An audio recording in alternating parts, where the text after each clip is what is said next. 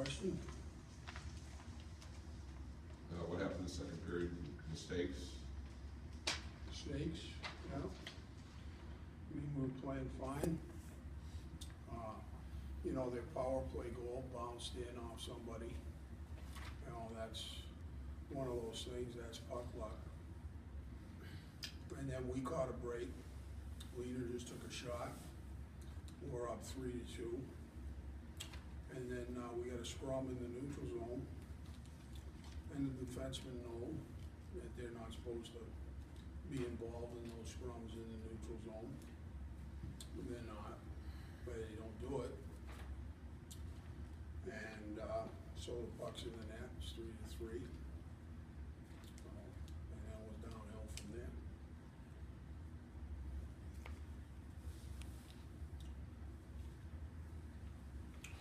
It's good. It's uncharacteristic. You have a lot of lobby rushes today.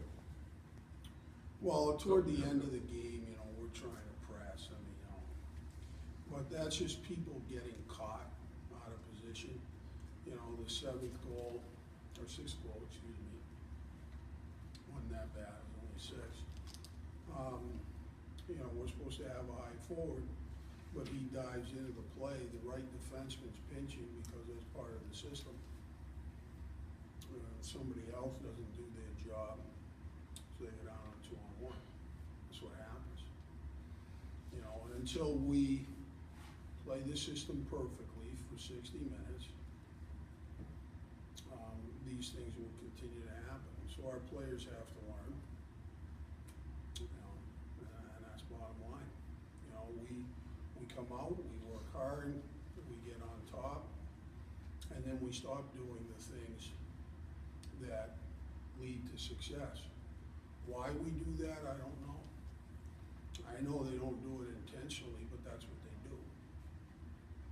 Or I should say that's what we do. And at the end of the day, no matter what, this is my responsibility, it's my fault. If I can't get them to play the right way, it's on me. So let's make that clear in all of your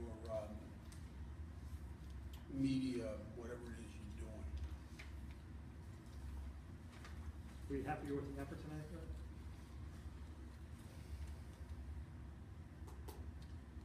Yeah, but, you know, we hit people, and we compete for the most part. There's a few guys that you probably won't see in the lineup tomorrow night, but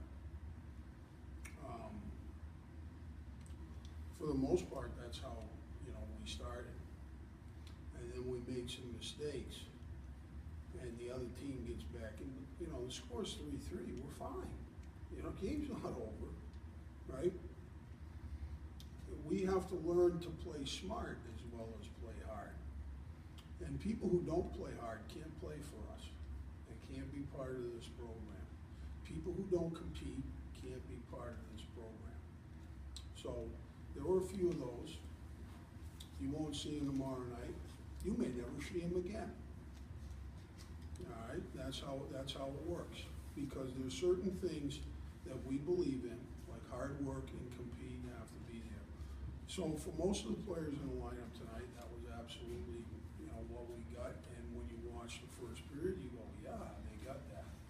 But as soon as we made a mistake or two, and you know, it goes from 2-1 to 2-2. Oh, 3-2 right after they scored.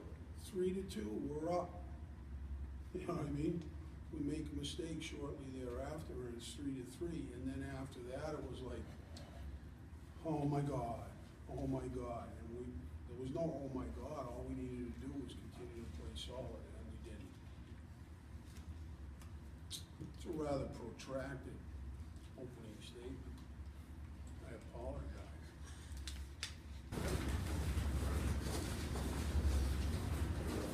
Red, you've been outscored 23-8 in the second period. Do you have any explanation for that, or something that you can put a finger on? Coincidence? No, I don't. I don't think it's a coincidence. You know, I just think it's our players' mentality. You know, we generally play pretty well in the first period, and as soon as the other team pushes back a little bit, we don't stand up to it. That's the truth. You know what I mean? And we have to learn. You know what I mean? And the kids are working and they're trying, but, you know, it's not good enough. You know, we can't feel sorry for ourselves. We're 3-10-1, and we've got the opportunity to turn this stuff around. And until people get tougher, like way tougher mentally, you know, this is the kind of stuff that can happen. You know, you know, we're struggling, but, you know, it's pretty nice to be a hockey player at the University of Maine, and it's pretty nice to be the hockey coach here at the University of Maine. Like, I don't feel sorry for myself any day. And we've got to have more people who aren't feeling sorry for themselves and start playing with a bit of anger. You know, like, this is enough. And so when something bad happens, you know, we talked about it on the bench. Hey, we made some mistakes. It's 3-3. Let's just stick with it. Okay, what's past is past. And then, but that's not what happened. But that's what we have, because, you know, stuff does happen in a hockey game. But once it starts to go the wrong way, you have to push back right away. You have to push back.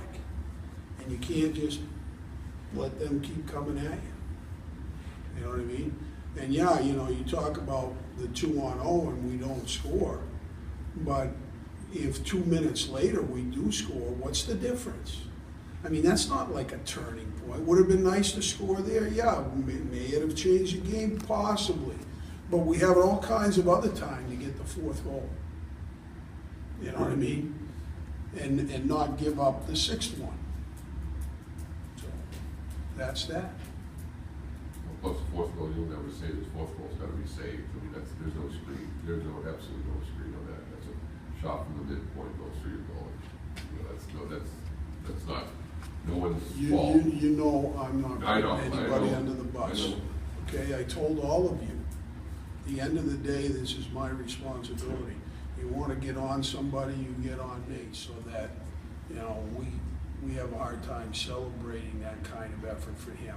Now, the real trick is, okay, you got to keep it going. That doesn't mean you're going to get 2 goals every game, but you got to be a going concern every shift and stuff like that. You know what I mean?